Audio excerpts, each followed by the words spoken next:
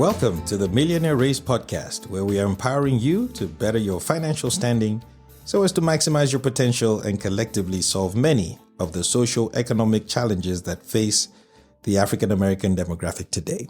My name is Toxio Gunyemi, your host, and it's my pleasure to have you on the show with us today.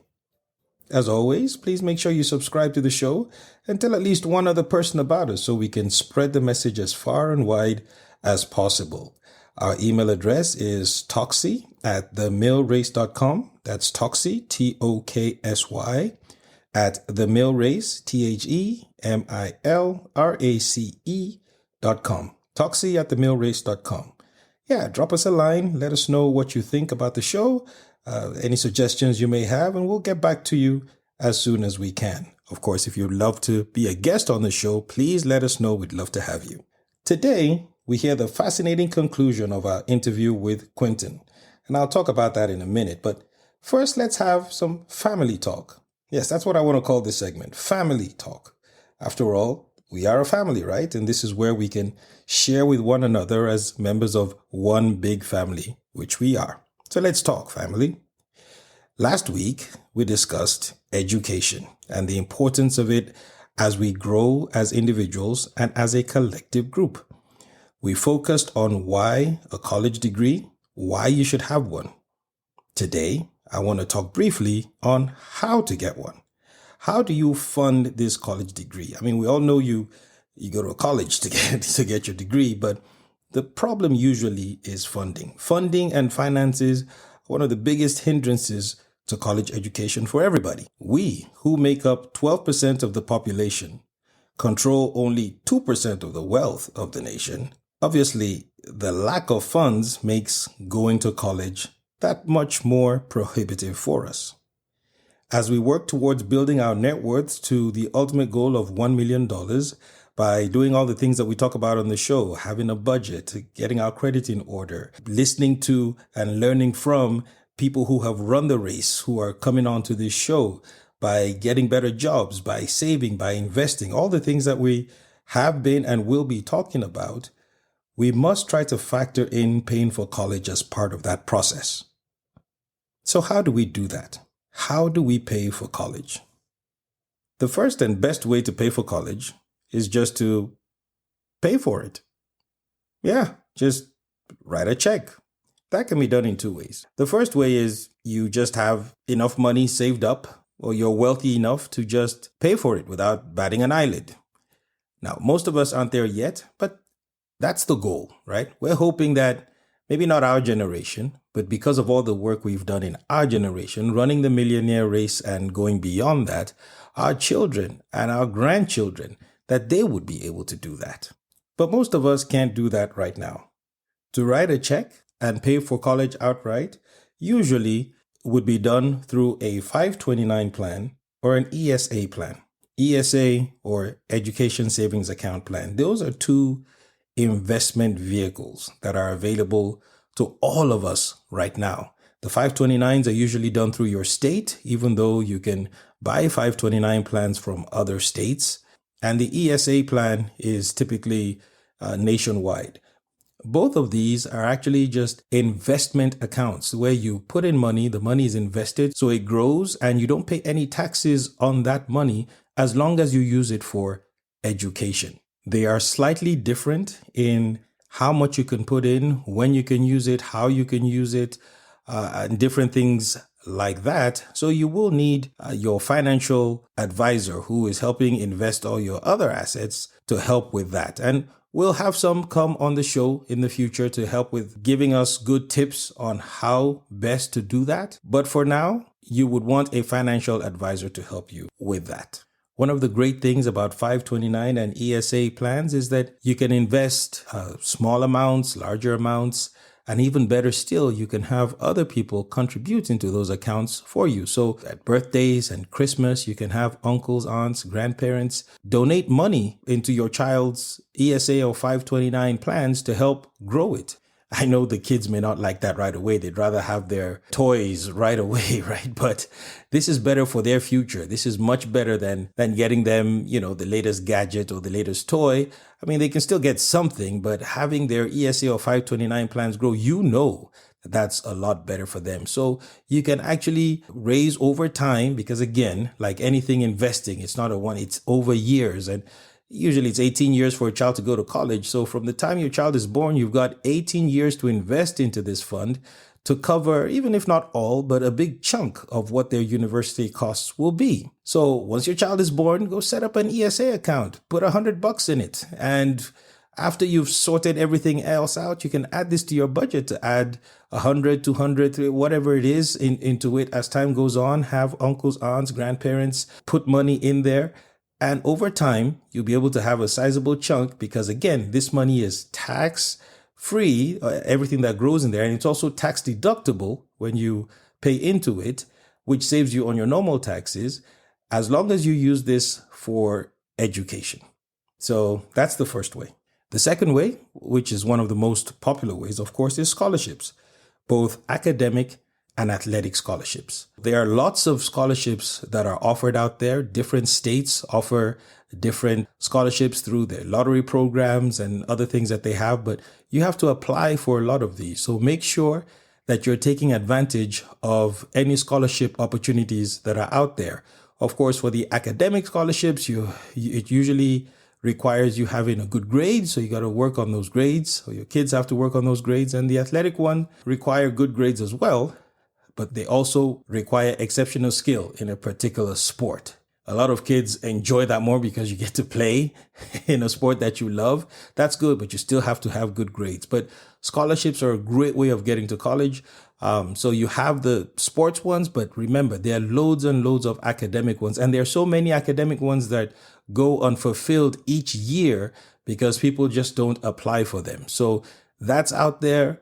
Avail yourself of those. Aside from scholarships, there are also grants that are offered by private organizations, by government agencies. A lot of them don't require you to pay them back, but you do have to search for these grants. So just do a Google search for academic grants, university and college grants in your state, and see what pops up and make sure you start applying for them. Now, you have to apply for these things early.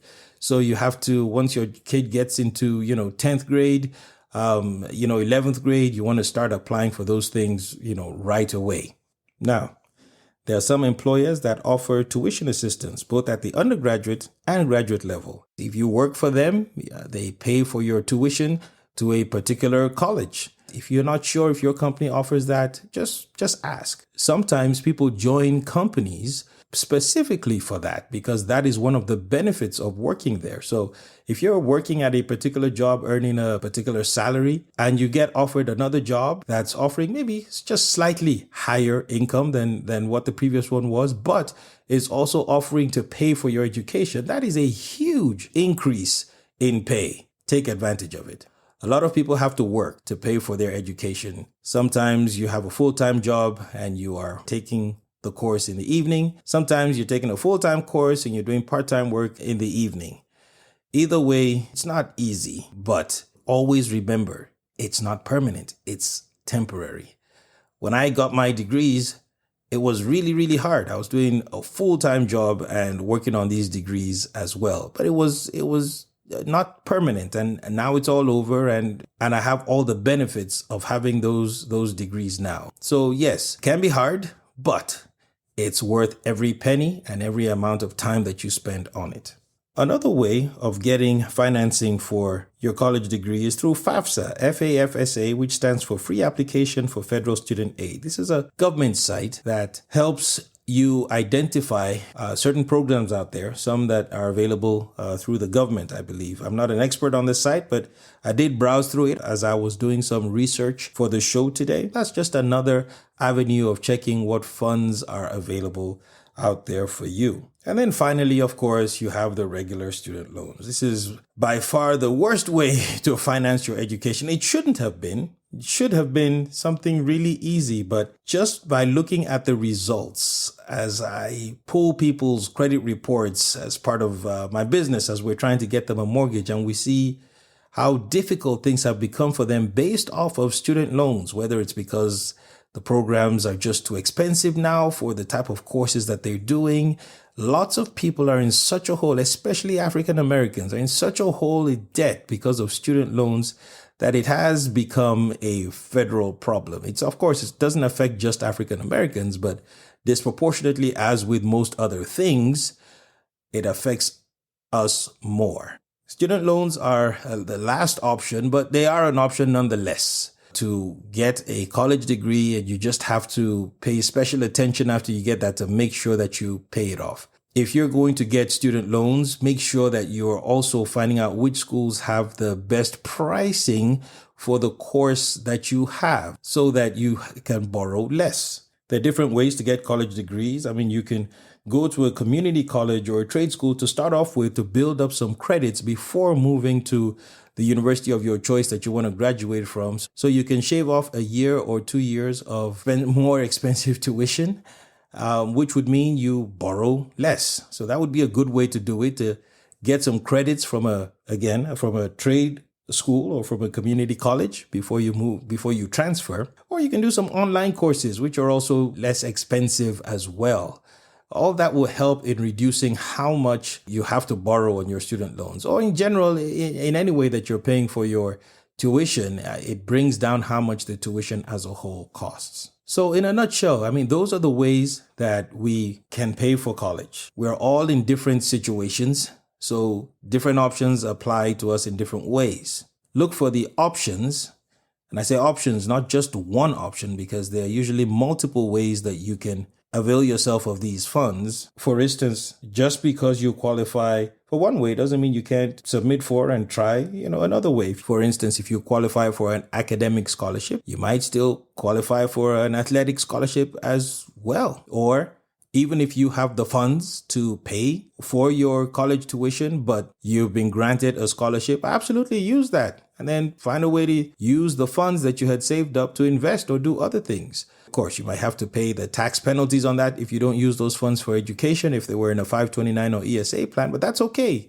If you don't need it, better to pay the taxes on that and invest that somewhere else. So explore all options, even if you have the funds, but your employer is saying, hey, I'll pay for it. Then yeah, let them pay for it. We have to be smart with money. Now, when I say smart, I don't mean being unethical. We must always be ethical, and we must always be people of integrity. Every time anything is asked of us, we must always respond with integrity. If we receive a scholarship or anything that we don't truly qualify for, we are depriving somebody else who does. And remember, we're not in this on our own. We're in this together. We want degrees. We want the next person to us to have degrees as well. So we don't want to do anything to hinder them from getting their degree as well. All right. That's the quick family talk on how we pay for education. If you have any thoughts that you want to add to that, send me an email at toxie@themillrace.com. We're now going to hear the conclusion of our fascinating interview with Quentin.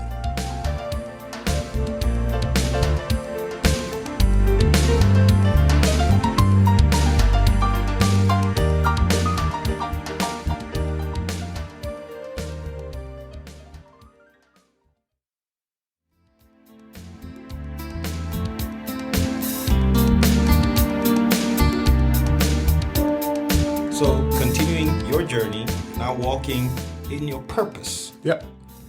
Because all this, running the race, making the money, getting the net worth of $1 million, I guess, is not really, it's not complete if you don't have a purpose. And that's the theme that we've heard from nearly everyone that's come on the show so far. And so it seems like that is a life lesson we all need to learn.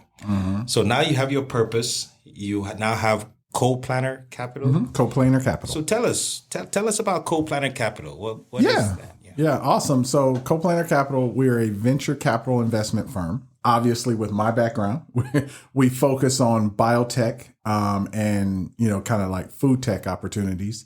But what we do, we go in, we place minority investments. So we look to invest anywhere from 1 to 5 million into a company.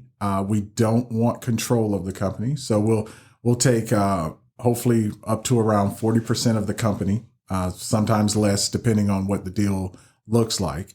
And we go in, we not only bring capital to the companies, but we live out the purpose God has given me. We help guide the CEOs. We help form the right boards around the management team. And we really partner with the people within the company so that they can get to the goals that they've set. Whenever we're analyzing an opportunity, we come in and we look at two areas. One, how big of a market, right? Because listen, everybody will tell you they want to be the greatest thing in the world, but you have to start with the ability to make a lot of money doing it. So are you making a product or service that is going to actually have the possibility of generating a huge amount of income? Because it's the only way as an investor that we can make our money back. So that's where we have to start. We always, I like to tell CEOs, I'm sorry, but I'm not a proper investor if I don't start there. And then kind of what separates us is how we examine the management team. We not only look for your credentials, we not only look for, do you guys get along? Do you work together? But we like to look at things like perseverance. What have you actually persevered through? How have you dealt with conflict? How have you dealt with stumbling blocks? What values are you displaying? And we really try and get to how are you displaying integrity? But at the core of it is, are you a management team we can trust? And so we have this metric that we go through where we're examining all these things, but it really boils down to, can we trust this management team to do what they say they're going to do?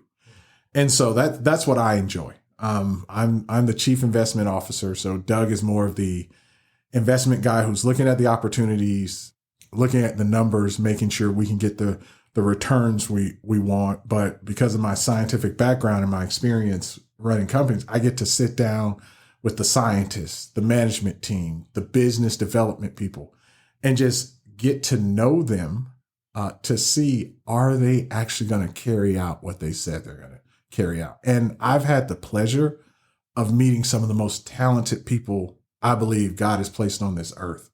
And I was actually giving a guest lecture at UGA last week. And, a student asked me, hey, do you miss science?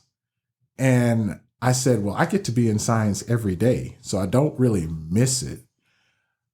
But what God has shown me is that I was a good scientist. He has made great scientists. And it's my job to empower those great scientists to be great. And I love doing that. Like, it's more fulfilling than anything I've ever done. When I can help a team get the tools they need to go out and get a product to the market that could possibly save someone's life. I would have never gotten that if I stayed in my previous occupation. And so that's our focus at CoPlanar. Right now, we have two initiatives that we are running. One is called the Black Men's Health Fund. So we are investing in products that address the top 10 killers of Black men. And a lot of people always look at me when I'm talking to investors in different groups of people. And, hey, this is no slight. This is what the media does. And I totally get it. They're like, oh, you want to save Black men? You got to address homicide. You got to address violence and all these other issues. You got to get them to go to the doctor. You got to get them to exercise and, all this stuff. And it just shows you what has been shared with people. And, I always say to them, have you ever sat down and looked at the statistics? The top 10 killers of Black men are almost identical to the top 10 killers of every other group. It's just that Black men die at a higher rate. So if you're going to tell Black men to address violence, we need to tell every other group to address violence. So if you're going to tell Black men to exercise, everybody needs to exercise. If you're going to tell Black men to eat right, everyone needs to eat right. We know that we have to do all of those things. So my question is, if we know that we have to do all those things, and there are all of these wonderful nonprofits, wonderful government initiatives, wonderful things where people are addressing The things that you say, why is it not working? Why is the life expectancy of a Black man still 10 years shorter than every other group? Why? And that's the question that I asked myself when we were looking at this fund. Because as a scientist, it's like, oh no, if you need to invent a medication or do something, it's just a process. You run through it. It should not be an issue. But what has occurred, particularly in our clinical trial space, and all of the large pharmaceutical companies, and everybody acknowledges that this is an issue because of the problems we've had in this country, just in Black men, with things like the Tuskegee experiment. That's probably the most famous one, where Black men joined clinical trials and they weren't treated correctly, right? And so a lot of times you have products that are being developed and brought to the market that are just less effective on Black men and minorities in general. And so I saw a need to properly address that. So every company that we're investing in through our Black Men's Health Fund, our requirement is that at least some of your initial human testing, some of it has to have been done on Black males and minorities. And, I thought, oh, we would struggle to find companies. We have not struggled to find companies. There are actually a ton of companies that understand that if you are going to make a product, something that's helping to better detect your blood glucose levels, well, that needs to work for everyone. And they understand that my initial test group needs to include everyone. So they intentionally go after that. And so it's crazy because what we found in these companies is their products, because they've tested it on a great subset that represents multiple ethnicities, multiple backgrounds, multiple locations, their products work better than what's in the market. They're more accurate. They work well for you, whether you're Black, white, Hispanic, it doesn't matter. Asian, it doesn't matter. It works well for you. And so we at CoPlanar, what can we do to help the life expectancy of Black men? We can find these companies, fund them, and get those products to the market. And so that's the mission of our Black Men's Health Tech Fund. And the other one, the other fund? Yeah, so the other one that we're doing is called the Dunamis Fund.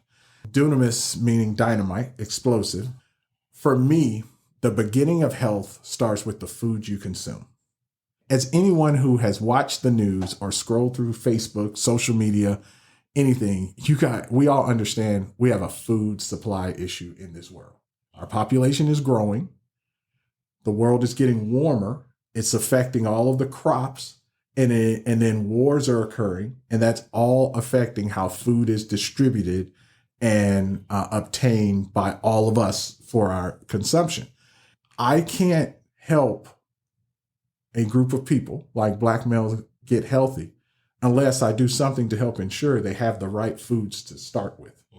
And so that's where our Dunamis Fund comes in. We're investing in companies that are doing things like increasing the nutrients in foods, increasing the yields of our crops, that are combating all of the nasty pathogens that are currently destroying a lot of the crops that we're having, things like our peaches, our corn. And this is all around the world. We're investing in these companies and we're helping to get their products to market, because we know if I can get affordable, health, nutrient-rich food to everyone, including Black males, it's going to make the whole population healthy. And so that's why we're doing our Dunamis Fund. These are massive projects. Yeah, they are. It's crazy. They are going back to my faith journey. I can tell you both of these funds came from God. The Black Men's Health Fund, everyone looks at me and they think, well, you're a Black male. You came up with this fund. No, this idea came from my wonderful Dutch business partner who we were sitting down one day talking about some companies we were examining, talking about the life expectancy of Black men. And I walked him through my wife's family and my family, like how many Black males had just died so young versus how many had lived longer. And he's like, isn't that a problem? And, he was very animated. And I was like, dude, that's just my life, right? That's just how it's been. And he had to help me see, Quentin, you're a scientist. You can identify things that can actually we can do something about this. And so I was like, you know what, you're right. So it came like God put a real discontentment in his heart for like, why are we letting this happen? Let's do this.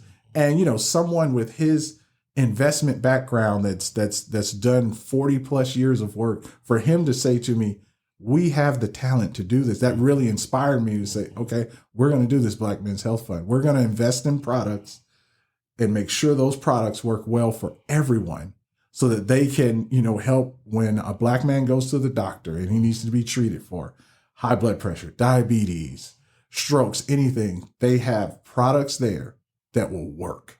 That's all. That is my goal. I have a daughter, and I say, I just want my daughter, when she has sons, when they go to, and she has a husband, when they go to the doctor, when the doctor prescribes them a medicine or when the doctor runs a test on them, there's not a statistic that says it is 30 to 40% less effective just because of the melanin in their skin.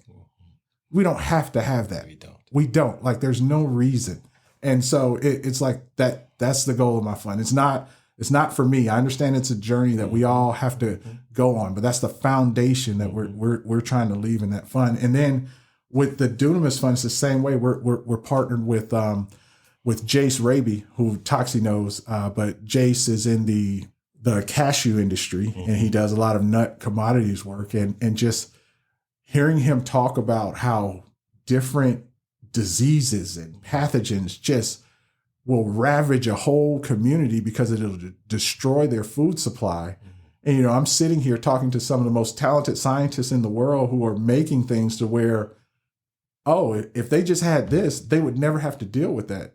And I can actually make an investment, a monetary investment, make money doing it, and it can help these people. It's kind of like God looking at me and saying, why would you not do that? Yeah. Right? I'm giving you an opportunity to make money and help people. Which is what he's called us all to do, right? That's right. Is what he's called us all to do. And so that's kind of where we got with those two funds. So inspiring. So you mentioned that there's no shortage of companies out there. I was going to say, do you want, because somebody listening right now may have a company and go, I'm the exact type, we need you. Yeah. So, how can people contact you if they want to? Yeah. So definitely go to coplanercapital.com. We have a contact page. Put your information in. It'll come to our info email, and we will reach out to you. We have no problem examining companies. I tell people all the time, we try to examine at least 3 to 4 companies every day. And we know those entrepreneurs, you're out there. And you're working on it, whether you're addressing diabetes, heart disease, even sepsis, stroke, anything like that, send it our way. We'll take a look at it. And if it fits us, we'll see what we can do. But even if it doesn't, I have no problem, forwarding it and connecting it with people that may be a better fit from you. I tell every entrepreneur, because I've been in their shoes. When you reach out to an investor, don't be upset if the investor tells you no. Actually be thankful and ask them, hey, well, do you know anyone else who you think this may fit for? Or even better, ask them, why is it a no? So that they can actually give you real feedback. That's great advice. So that's Coplaners. That's COPLANER. COPLANAR capital.com. Okay. So Quentin, we've talked about you investing in these great companies and helping them, whether it's the Dunamis Fund or it's the Black Men's Health Fund. Black Men's Health Fund. Now, what about the flip side? What if I have run the Millionaire Race and now I have some discretionary funds and I would like to invest in your fund so that I can partner with you to help these companies? Is it, one, can I do that? And secondly, is it profitable? So that's a great question. So I think, one, can you do that? Yes, we're out. We're doing fundraising now, and we're definitely looking for investors. So in order to invest in our fund and most venture capital funds, you have to be what's called an accredited investor. Some funds take it a step more and do what's called a qualified investor. But in our fund, you have to be an accredited investor. And just to boil that down, what does that mean? It typically means the last 2 years, you have to show that you've had at least $200,000 of income, or that you have a net worth of at least $1 million. That's why we're on the millionaire race. And so, if you meet either or both of those qualifications, then you are an accredited investor. And we are definitely always looking out for those. And then if you're interested, particularly in our two funds, go to our company page, coplanercapital.com, go to contact, put in your email and your information, and someone from our team will reach out to you. We have to ensure that you're an accredited investor, but we are always happy to meet with investors that are looking to grow their capital. And then your last question, which everyone always asks me, is it profitable? And I will say, yes, it is profitable. And I usually tell people, go ahead and use whatever search engine you use and just look at the performance of venture capital funds over the last 20 years, just to see the trends. And if you want to get specific, you can look at the performance of biotech venture capital funds just to see how profitable they can be. Awesome. I'll be on there. That's coplaner. I got coplanercapital.com. There you go. Now, typically, I ask our guests that if somebody wanted to do what you were doing, what do they need to do? But in your case, oh man, I don't think that's a real fitting question for you, because we've heard your journey, and it seems like 35 or 40 years of work, and learning and growing to get to where you are. Yeah. So everybody has their own journey, to run. So I guess just listening to this, whoever wants to do what Quentin is doing, just listen from the start. Yeah. I mean, I would say listen from the start. If you're, I can give you the typical, investment management space degree set you will see. Most people have some type of business degree from 4-year school, accounting, management. You don't really see many marketing, international business, but literally 90% of the people I come across have an MBA. Then you have to do internships. You kind of have to build your network. Remember how I told you when I started, I didn't know any wealthy people, right? You're like, oh, you need to know really wealthy people in order to do this. In order to get into this space, you kind of have to start that while you're in college at an early age, connecting with the right people, interning at the right places, because this is a small world. I had a meeting the other day with a woman that I'd never met before. We started talking. We literally overlapped like 10, 12 contacts. It just shows you how small this world is. And so I think just if you're like, hey, I'm interested in venture capital, private equity, just start with a business degree, accounting, finance, international business, something like that. And then you're going to probably have to get an MBA, and then look internships, connecting with the right people so that, you can move up and get there. I was fortunate that I'm an expert in one area. And so I brought an expertise to the field that, isn't always there. It's actually becoming more and more relevant to have. You actually have, I've met several people with PhDs and they actually got their MBAs as well so they could work in the investment space. And the Lord brought me a partner with an MBA and 40 plus years experience in the investment space. So yeah, I'd say just start there. And then particularly for people of color, it's not as prevalent, right? So, I gave you the speech about how when I go to meetings as a scientist, I never forget my very first meeting when I was learning about investment management. I went to just a meeting here in Atlanta with people from the investment community.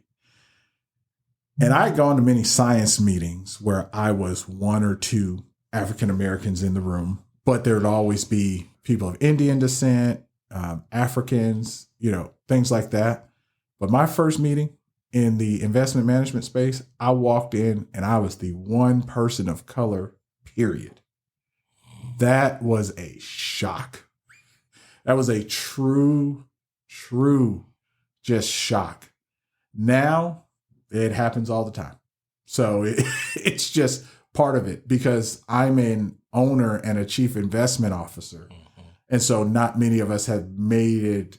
I'm not going to say many. It's just we have been making it there. I'm actually starting to meet more of us, but it's just not as many as what's coming. I tell people all the time, network. If you are a person of color and you want to be in the investment management space, you go through LinkedIn, find as many people as you possibly can with whatever roles they have, all the way from usually you start off as an associate and then you can move up to partner, managing partner, and then, director and CEO. Connect with these people, connect with them, ask them questions, find out, how did they get there, on their journey, how did they make it there? How did they get in this space? Because that's the only way we're going to begin, to continue. Like we have things like Invest Fest and things like that, but that's the only way we're going to continue to grow with people of color within this industry. So. Thank you. And hopefully as more of us run and finish the Millionaire Race, we'll be able to have more access to some of these places and also be able to collectively come together to be able to help fund some of these initiatives that you are talking about and help invest like you're doing. Mm-hmm. So Quentin, we've, all this, you are a prime example of running the Millionaire Race. You've been very inspiring. Everybody runs it their own way, a different way. You've had your journey is such an impressive one, but you've heard all the statistics, and would you comment on the state of where things are and hopefully how running the Millionaire Race can change or help some of this? Yeah, it's so funny. I thought about this question. People ask me all the time, why are you where you're at? And outside of God is where I start. But the two most influential people on me are my mother and my father. My dad, because I watched him at such a young age give his life to this country, right? Because when you join the military, that is your life. They control everything you do. And he showed me dedication and obedience to people, even if you knew they were wrong. And I just watched him kind of carry that out and go. And then my mother, thanks to yours truly being born, she had to she couldn't finish her college career and get everything she wanted at that stage. But I've never met anyone that works harder than my mom. I don't care what you do. I've never met anyone that works harder than my mom. And she put that in me and my brother. And I look at how through their dedication, they built a foundation that myself, my brother, and my sister now live on. So I tell everyone in this millionaire race, if you're trying to build wealth, generational wealth for your family, start wherever you're at. Run that race. Be dedicated in what you do. I'm a believer. So I believe you have to, connect with the Lord so you walk fully in where he wants you to go. Perfect example. My mom was in food service. My mom started off doing dishes, cleaning the front, cooking the food. And now she works for a company. And I like to tell everybody she's their Robert Irvine. Like she comes in and, place hasn't been going the best. And she gets in there and she's a mobile manager and she gets it rocking and gets it rolling. And she is a success, like a true success. And she does really well for herself. She's not what we call like, oh yeah, I have all these degrees. I do this. No, my mom just worked hard, laid a foundation, and then, eventually started reaping what she what she had sowed. And so I think as people, what I've faced, especially in the arenas I've been in, I walked in with classmates at UGA who their families were 5 generations of doctors. Their families were successful business owners. But I also sat next to people who were just like me, who, are like military kids, working families, who they're all just trying to build our way up and get to where we need to go. And I can show you that success didn't matter where we started from. It mattered how you ran your race, how you stewarded what you had. And so, as people of color and minorities, Black people, we have opportunities that our ancestors did not have.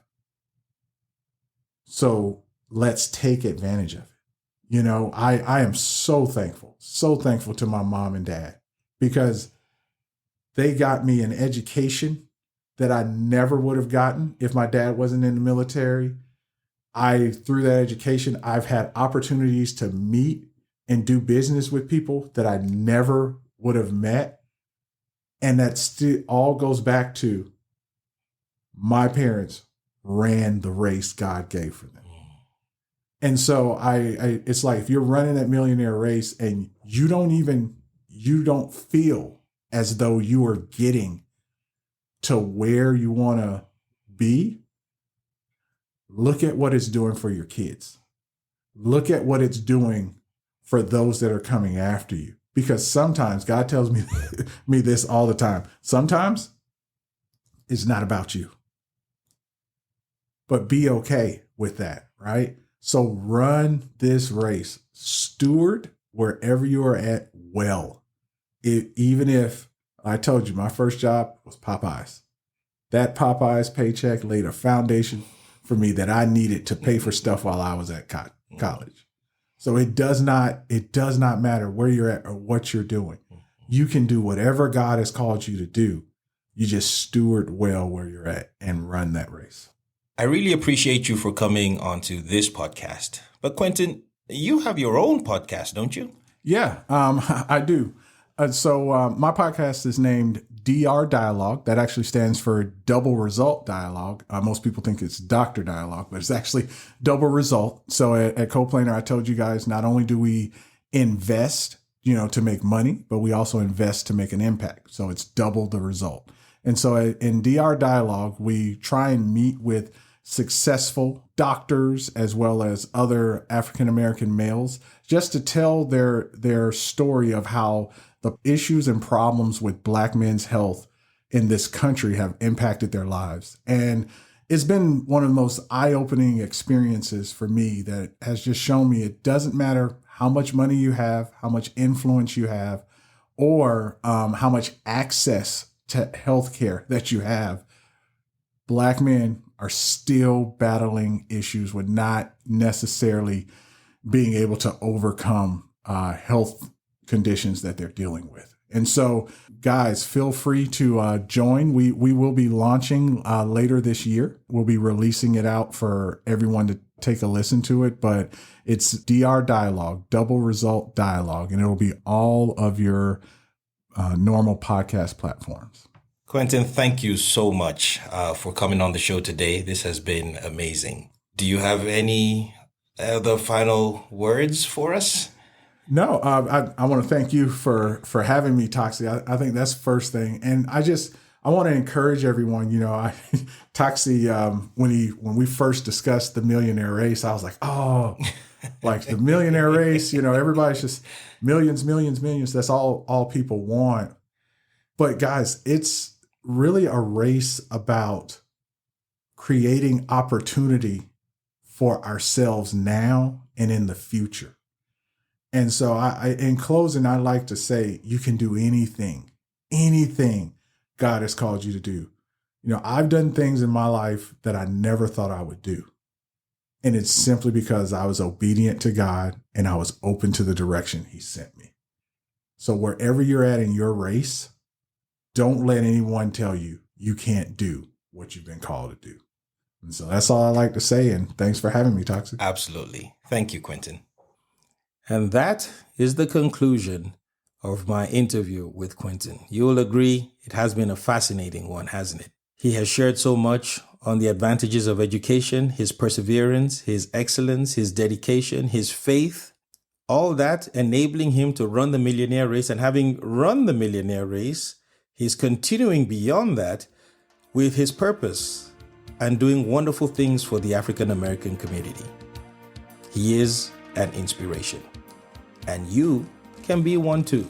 You can do everything Quentin has done and more.